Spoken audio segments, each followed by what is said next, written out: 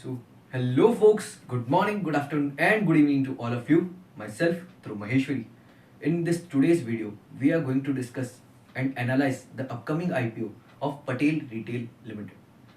So, मैं आपको बता देता हूँ कि इस वीडियो के अंदर हम क्या क्या चर्चा करने वाले हैं.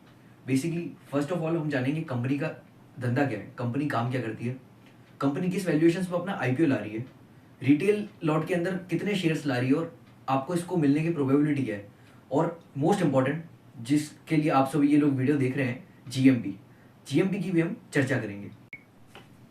सो सबसे पहले हम जानेंगे कंपनी और कंपनी के धंधे के बारे में. कंपनी 2008 में एस्टेब्लिश्ड है.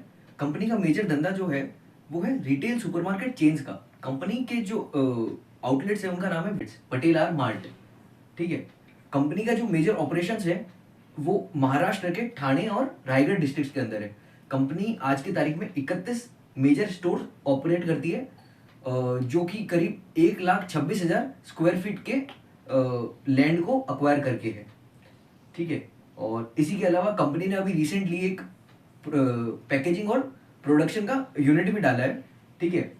जो कंपनी अंबरनाथ महाराष्ट्र के अंदर ओन करती है. ठीक है. ये लीज पे नहीं है, ये कंपनी का ओन्ड है.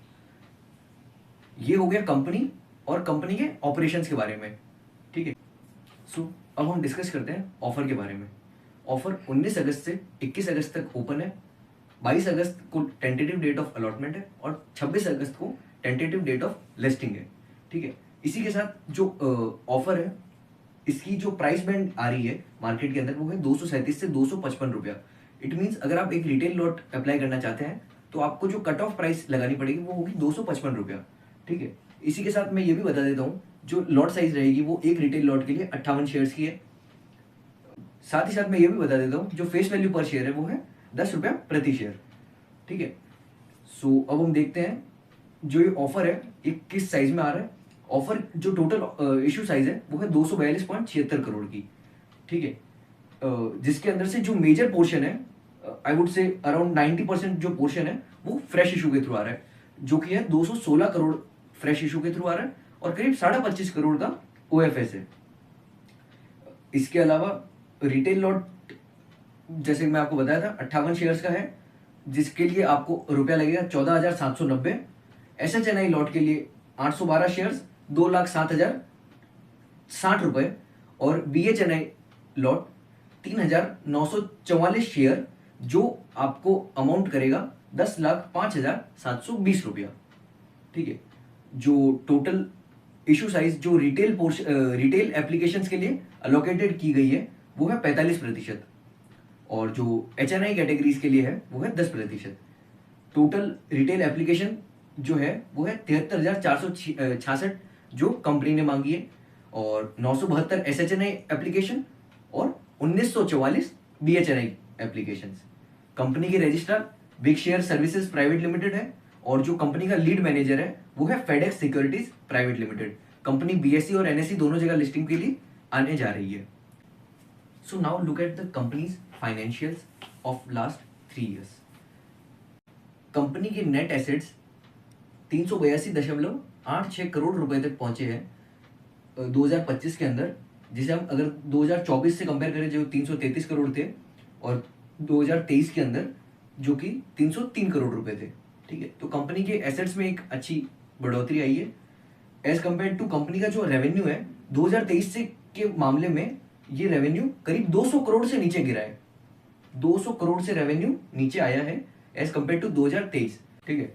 कंपनी की नेटवर्थ भी अच्छे रेट से बढ़ रही है, जो 71.87 करोड़ रुपया थी 2023 के अंदर, आज 2025 के अंदर 134.57 करोड़ रुपया हो चुकी है.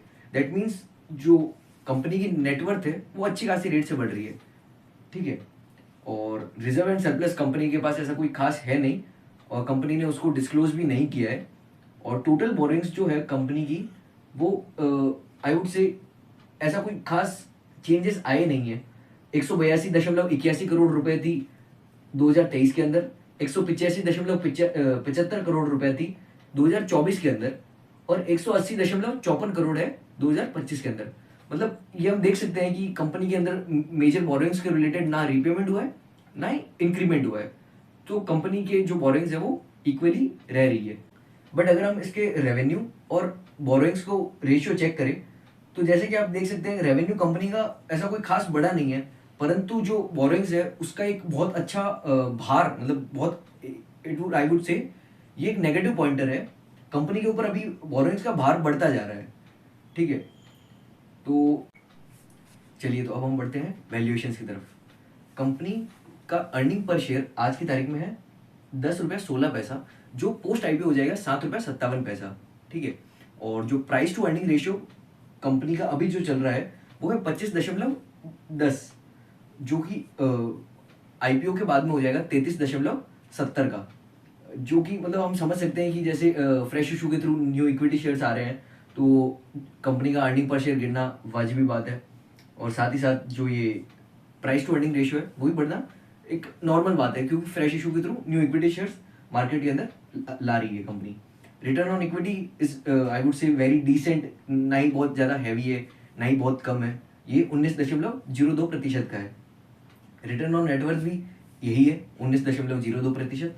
Return on capital employed is quite lower, it is 14.43%, and debt to equity ratio is 1.34%, 1.34%, जिसका अर्थ है कि कंपनी के ऊपर एक डेट का अच्छा भार है। ठीक है, इसको हम एक नेगेटिव साइड पे देखते हैं। जो एक average debt to equity ratio होना चाहिए वो 1 या 1 से नीचे होना चाहिए, परंतु यहाँ पे 1 से ऊपर है। ऑल्दो इस मार्केट सेगमेंट के अंदर, जिस सेगमेंट के अंदर कंपनी ऑपरेट कर रही है वहाँ पे ऐसा कोई खास बर्डन होती नहीं है डेट की, बट ठीक है यहाँ पे है, तो इसे हम एक नेगेटिव पॉइंटर के रूप में देखेंगे। PAT margin are 3.08%। ठीक है, और इसी के अंत में है price to book value. Book value के कंपैरिजन में जिस प्राइस पे कंपनी के जो शेयर्स मार्केट में ट्रेड कर रहे हैं वो 4.72% ज़्यादा है। सिंप्लीफाइड आई वुड से सिंप्लीफाइड तरीके से अगर कंपनी की बुक वैल्यू ऑफ शेयर 1 रुपया है तो मार्केट के अंदर उसकी प्राइस 4.72 रुपया चल रही है। सो आप समझ सकते हैं कि ये एक बहुत I would say negative factor ही है कि जितना कंपनी ने अपने बुक्स में शो कर रखा है उससे 4 गुना 4.5 गुना से भी ज़्यादा प्राइस मार्केट के अंदर चल रहा है। ठीक है, ऑल इन ऑल वैल्यूएशंस के नज़रिए से अगर देखा जाए तो कंपनी एक थोड़ी सी बिलो एवरेज टाइप दिख रही है, कोई खास दिख नहीं रही है इससे। ठीक है, और जैसे कि हम फाइनेंशियल्स भी देखे थे तो फाइनेंशियल्स भी थोड़े नेगेटिव साइड पे ही थे, ना ही उसमें कोई बहुत अच्छी चीज़ है।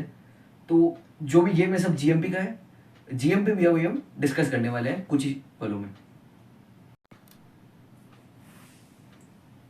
सो अब हम जानेंगे कंपनी के जो इशू ऑब्जेक्टिव्स है, मतलब कंपनी ये आईपीओ किस लिए ला रही है। ऑब्वियसली फंड रेज करने के लिए ला रही है, बट फंड रेज क्यों करना है कंपनी को? कंपनी को फंड रेज करने की ज़रूरत इसलिए है, एक तो उसको जैसे कि मैंने आपको बताया था कि कंपनी पे डेट का बर्डन बहुत ज़्यादा हैवी है, तो कंपनी डेट रिपेमेंट करने के लिए, दूसरा वर्किंग कैपिटल मीट करने के लिए। जैसे कि कंपनी जिस इंडस्ट्री के अंदर है वहाँ पे वर्किंग कैपिटल बहुत मेजर रोल प्ले करता है, तो कंपनी को वर्किंग कैपिटल रिक्वायरमेंट्स लगती है। और तीसरा जनरल कॉर्पोरेट पर्पजेज, मतलब कुछ और भी थोड़े बहुत छोटे मोटे काम रहते हैं। ये मेजरली कंपनी के 3 इशू ऑब्जेक्टिव्स है। इसके अलावा कंपनी की स्ट्रेंथ्स क्या है तो हम वो भी जान लेते हैं। कंपनी, जैसा कि मैं आपको पहले बताया था वीडियो के कुछ पहले के पार्ट में, कंपनी 31 स्टोर ओन करती है, जो कि है ठाणे और रायगढ़ के अंदर। इसके अलावा भी कुछ टीयर 3 सिटीज़ है, वहाँ पे भी कंपनी कुछ स्टोर्स ओन करती है, वहाँ पे 12 स्टोर्स और ओन करती है, जिससे कंपनी का जो टोटल लैंड एरिया जहाँ पे कंपनी ऑपरेट कर रही है वो बन जाता है 1.80 lakh crore square 1.80 lakh square feet का। ठीक है, और कंपनी के पास 10,000 SKUs भी है जो कि लोकल नीड्स के अकॉर्डिंगली डिजाइंड है। इसके अलावा जो कंपनी एक्सपांशन के लिए पॉलिसी जो फॉलो कर रही है, स्ट्रॉन्ग क्लस्टर बेस्ड एक्सपांशन, मतलब एक क्लस्टर के अंदर आगे बढ़ रही है कंपनी। ठीक है, इसके अलावा कंपनी के पास एक सीडीएस सिस्टम है। CDS system central distribution system, मतलब एक कंपनी का एक मेजर एक प्लांट रहता है या फिर एक आई वुड से एक गोदाम टाइप मान सकते हैं, वहां से कंपनी हर जगह माल बेचती है, तो इसमें कंपनी के लिए ऑपरेट करना थोड़ा सा बेटर रहता है। और कॉस्ट भी थोड़ी सी कम रहती है। और कंपनी के पास खुद के 18 ट्रक भी ओन करती है कंपनी। इसके अलावा private label sales reached at 6,287.44 lakh in fiscal year 2025। जिसका मतलब है कंपनी की जो मैंने आपको बताया था कि कंपनी ने अपना खुद का प्रोसेसिंग और ब्रांडिंग के लिए एक यूनिट डाला है, उसकी सेल्स करीब 6,000 लाख रुपए तक पहुंच चुकी है करीब करीब। और कंपनी के मेजर रिस्क क्या है, कंपनी के जितने भी 43 स्टोर है वो सारे के सारे महाराष्ट्र के अंदर है। जिससे हम आज की तारीख में ये अनुमान लगाया जा सकता है कि कंपनी जैसा कि कंपनी ने भी ऐसा कोई खास बात बताई नहीं कि उन्हें कोई मेजर एक्सपांशन करना है। ठीक है, तो इससे ये लगता है कि कंपनी एक ही रीजन के अंदर बंद के रह गई है, कंपनी कुछ मेजर एक्सपांशन नहीं कर रही, तो मे बी इक्विटी इन्वेस्टर्स को कुछ मेजर फायदा नहीं मिलने वाला आने वाले कुछ समय में तो। ठीक है, और डेट टू इक्विटी रेशियो जैसा कि हमने पहले भी डिस्कस किया था बहुत हायर जोन में है। ठीक है, और ये 2025 के अंदर सबसे हाईएस्ट रहा है। ठीक है, 1.34% का, जो कि एक नेगेटिव फैक्टर है for sure. All in all this was all about this IPO and now will discuss the GMP. Company का जो एक्सपेक्टेड जीएमपी है वो 12 से 15% के बीच में मूवमेंट कर रहा है। But as of the date when I am making this video, company का जो जीएमपी मुझे शो हो रही है वो है करीब 13-13.5% की।